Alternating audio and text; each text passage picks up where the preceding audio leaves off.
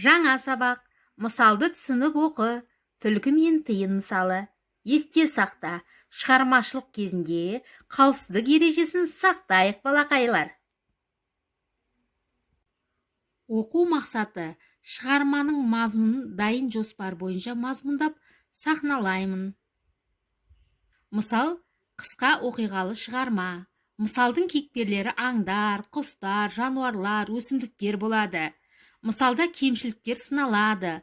Ақыл кеңес айтылатын қорытынды ой болады. Мысалдарда көбінесе түлкі, қу, айлакер, қасқыр, зұлым, ашкөз, аю, аңқау, тиын, еңбекқор, есек, ақымақ рөлде көрсетіледі. Әбдірахман Асылбеков. Түлкі мен тиын мысал. Әбдірахман Асылбеков 1938 жылы 1 мамырда Жамбыл облысы Талас ауданы Үшарал ауылында дүниеге келген. Бірнеше газет-журналдардың бөлім меңгерушісі, редакторының орынбасарының қызметін атқарған. Бірнеше мысалдың авторы. Әбдірахман Асылбеков. Түлкі мен тиын мысал. Кездесіп қап қиырда. Түлкі айтты: тиын-ау, 99 айлам бар, сенің жайың қиын-ау. Тиын айтты: жайдаңғар, жалғыз ғана айлам бар, сен сияқты тым ерке емеспін мен тайраңдар.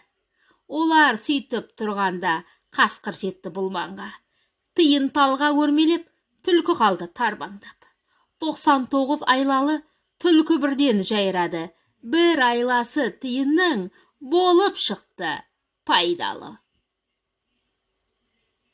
Сөздік пен жұмыс: қиыр, алыс, шалғай, айла, амал, тәсіл, жайрады, жем болды. Дәптерімізге жазып аламыз балалар.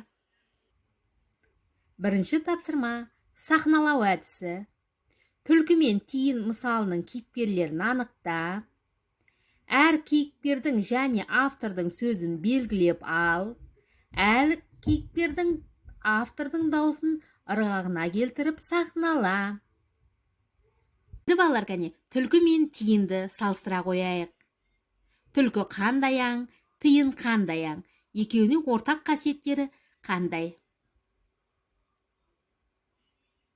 Айлакер қу аң. Қандай аң балалар? Дұрыс айтасыңдар, түлкі. Алғыс сөзіне мәндес сөз. Жарайсыңдар, риза. Тиынның мекені қалай аталады? Жарайсыңдар балалар. Мысалдың авторы? Әбдірахман. Жарайсыңдар балалар. Бүгін сабақ туралы ойларыңызды ұялы телефонға хабарлама ретінде жазыңыздар балалар. Бүгінгі сабақ түсіндік па? Не ұнады? Ұнамаған жері бар ма? Түсінбеген жерлерің бар ма? Мен сіздерден жауап күтемін. Сабақ аяқталды. Назар аударғандарыңызға рахмет.